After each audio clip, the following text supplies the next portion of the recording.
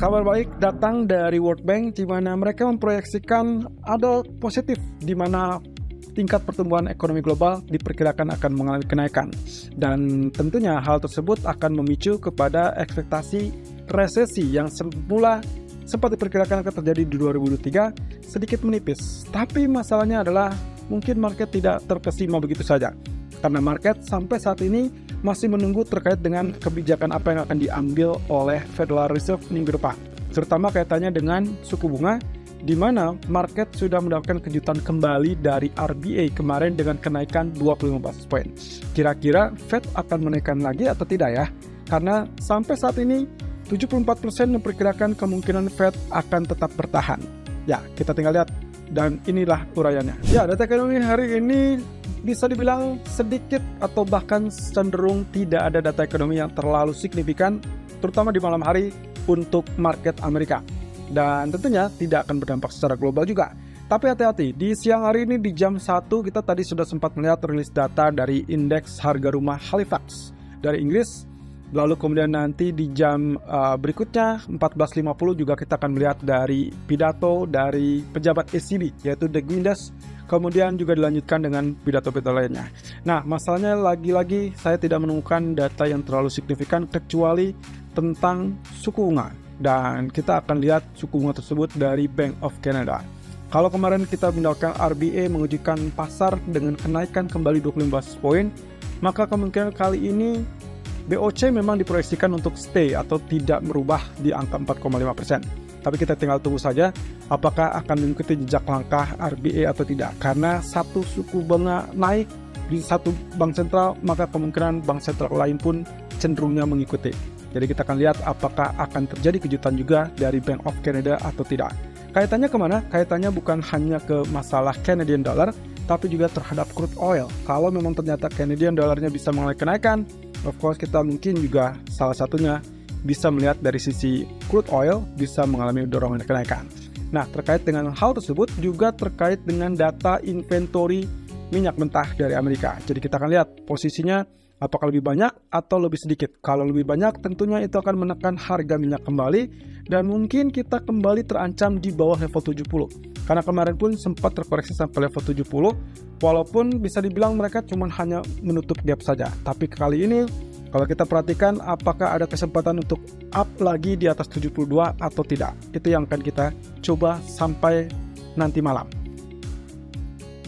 Ya, fokus data ekonomi minggu ini juga seperti biasa kita sudah lihat dari data kemarin baru 2 data yang kecenderungannya sudah dirilis dan tinggal menyisakan 3 atau 4 data lagi. Ya, saya tambahkan di sini adalah GDP dari zona Euro yang kebetulan datanya akan dirilis besok berbarengan dengan data dari Jepang. Jadi kita masih akan melihatnya, baru akan menunggu besok. Sehingga hari ini kecenderungannya saya lebih prefer mungkin kita akan melihat pergerakan yang cukup sideways di beberapa pasar. Mantan Wakil Ketua Fed Richard Clarida menyatakan dukungannya untuk potensi kenaikan suku bunga dari Fed. Dan dia melihat dari kondisi data ekonomi yang cukup kuat. Ini hampir sama dengan beberapa pernyataan dari pejabat Fed yang juga hawkish, yaitu seperti Bullard dan juga Kaskari.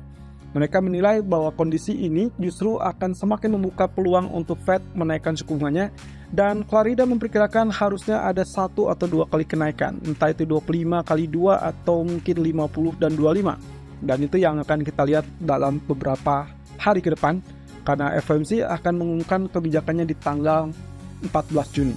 Nah, tapi masalah terkait dengan outlook apakah mungkin Fed bisa memangkas suku bunganya, menurut Clarida dia tidak melihat kasus tersebut bisa terjadi di sisa tahun ini. Artinya tidak ada di 2023, persis dengan apa yang disampaikan dalam dot plot Fed di pertemuan terakhir bulan Mei. Tapi kalau misalkan merujuk kepada tahun 2024, ya menurut dia sangat logis untuk melakukan pemangkasan tersebut. Nah, tapi intinya dari sini adalah kondisinya Clarida sudah tidak lagi berada dalam posisi untuk voting. Makanya kita melihat harusnya minggu ini murni tidak ada pernyataan dari para pejabat Fed, tapi Clarida adalah mantan ketua atau mantan wakil ketua Fed. Jadi kita tidak anggap itu adalah pernyataan dari institusi resmi Federal Reserve.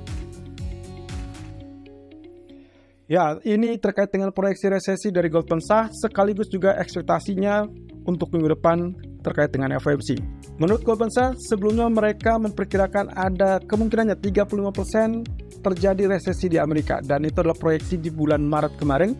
Sementara kasus SVB itulah yang mendasari mereka untuk memperkirakan ada kemungkinan tersebut terjadi. Tapi terbaru mereka update kembali proyeksinya adalah turun ke angka 25% probability. Jadi mereka melihat ada dua alasan di sini. Yang pertama adalah terkait dengan tekanan perbankan, kelihatannya tidak akan terlalu mendesak atau bahkan menekan terlalu lambat kepada GDP. Mereka memperkirakan mungkin hitung-hitungan di atas kertas hanya sekitar 0,4% saja pengurangan. Jadi tidak melihat adanya kondisi di mana GDP akan turun di bawah 0%. Sementara kalau kita lihat lagi alasan yang kedua, inilah terkait dengan apa yang terjadi kemarin. Ya, hiruk-pikuknya atau bahkan drama politik terkait dengan plafon utang, menurut mereka sekarang sudah lenyap, sudah hilang, sudah berangsur-angsur, tidak memberikan pengaruh apapun. Jadi ada resiko yang sudah hilang, jadi kemungkinan tidak ada faktor pengganggu yang terlalu signifikan. Jadi dua hal itulah yang membuat kenapa mereka berpikir kemungkinan untuk resesi di Amerika kurang lebih mungkin berkurang sampai 25%. Nah, sementara untuk FOMC sendiri, mereka mengharapkan kenaikan suku bunga 25 basis point, tapi bukan di pertemuan minggu depan, melainkan di pertemuan bulan Juli. Dan ini berarti semakin besar, semakin memperbesar pula ekspektasi dari market, termasuk bocoran dari Timmy Rouse di minggu lalu, bahwasanya data NFP yang sempat cukup kuat di hari Jumat tidak merubah apapun yang sudah atau bahkan mungkin saja menjadi bocoran dari Fed, bahwa mereka mempertimbangkan untuk stay tidak menaikkan suku bunga di bulan Juni, tapi masih bisa mempertimbangkan untuk kenaikan di bulan Juli. Nah, untuk hal tersebut, puncak terminal rate-nya diperkirakan ada di 5,25 sampai 5,5%. Tentunya ini sedikit lebih rendah daripada Bank of America atau bahkan Citigroup. Mereka memperkirakan masih bisa mencapai 5,5, 5,75 dan bahkan 3 kali kenaikan suku bunga di pertemuan berikutnya. Oke, kemudian setelah itu, pasar memperkirakan akan ada jeda selama 1 tahun, artinya mungkin sampai 2024 pertengahan, kemudian barulah dilanjutkan dengan potensi pemangkasan, dan itu pun baru dilakukan secara bertahap. Nah, jadi kita tinggal tunggu saja beberapa proyeksi yang sudah disampaikan oleh beberapa hedge fund ataupun bank, yaitu terkait dengan proyeksi pertumbuhan ataupun bahkan suku bunga dari Federal Reserve. Nah, efeknya baru akan kita lihat minggu depan, apakah Fed akan melakukan seperti apa yang diharapkan atau justru memberikan kejutan, yaitu dengan kenaikan 25 basis point. Dan itulah ya saat-saat yang ditunggu oleh para pelaku pasar, sehingga hari ini kemungkinan kita belum akan melihat pergerakan emas terlalu bombastis, terlalu naik, atau bahkan tidak mengharapkan penurunan yang terlalu tajam. Ya, dari World Bank, pertumbuhan global diperkirakan akan mengalami kenaikan. Proyeksi ini dibuat oleh World Bank update terhadap proyeksi sebelumnya di bulan Januari. World Bank kala itu memperkirakan pertumbuhan di kira-kira 1,7%, tapi kali ini up sampai 2,1%. Kabar bagus? Of course. Kita lihat 2024 diperkirakan turun 2,4% dari sebelumnya 2,7%. Jadi 2024 kemungkinan ada kecenderungan mereka melihat ada perlambatan ekonomi di sana, tapi masih tetap dalam kategori positif. Lalu kemudian untuk 2025 diharapkan naik kembali sampai level 3%. Sementara untuk Amerika, tahun 2023 diperkirakan 1,1% versus proyeksi Januari 0,5%. Ini pun menjadi tanda-tanda positif. Artinya lagi, kecurigaan ataupun ketakutan terkait dengan resesi di awal tahun kemarin kelihatannya belum akan terbukti. Itu pun dengan catatan kalau memang ternyata perlambatan ekonomi tidak terjadi. Jadi kita perhatikan saja dari data GDP ataupun komponen-komponen lainnya. Nah, sementara untuk China sendiri di tahun 2023 diperkirakan mungkin di kisaran 5,6% versus proyeksi Januari 4,3%. Ada peningkatan pula, dan termasuk untuk 2024-nya diperkirakan turun 4,6%. Ya, masih lagi-lagi positif, tapi diturunkan dari proyeksi Januari 5%. Nah, sementara untuk inflasi global, mereka memperkirakan cenderung turun di tahun depan, tapi masalahnya masih tetap di atas target beberapa negara. Ya, targetnya berapa? Targetnya secara global Bank Sentral menargetkan adalah 2%.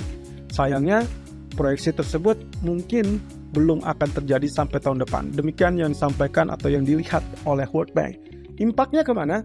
Impaknya adalah kalau ternyata pertumbuhan ekonomi global meningkat, maka ada harapan tumbuhnya tingkat permintaan terhadap minyak dunia. Dan itu pula yang di-upgrade oleh EIA Proyeksi pertumbuhan permintaan minyak global diperkirakan akan meningkat sekitar 30.000 barrel per hari. Dan itu berarti kurang lebih akan menjadi 1,59 juta barrel per hari. Nah, proyeksi ini tentunya bisa melihat potensi kenaikan harga minyak karena harga minyak salah satunya dipengaruhi juga oleh faktor permintaan. Tapi masalahnya permintaan dari mana? Apakah China atau Amerika? Yang paling jelas untuk saat ini adalah Amerika yang katanya akan melakukan pengisian ulang SPR atau cadangan minyak strategis di bulan Juni. Kita tinggal tunggu saja apakah dia akan menahan harga tersebut tidak turun lagi di bawah 68 ataupun 70 atau memang akan ada koreksi terlebih dulu.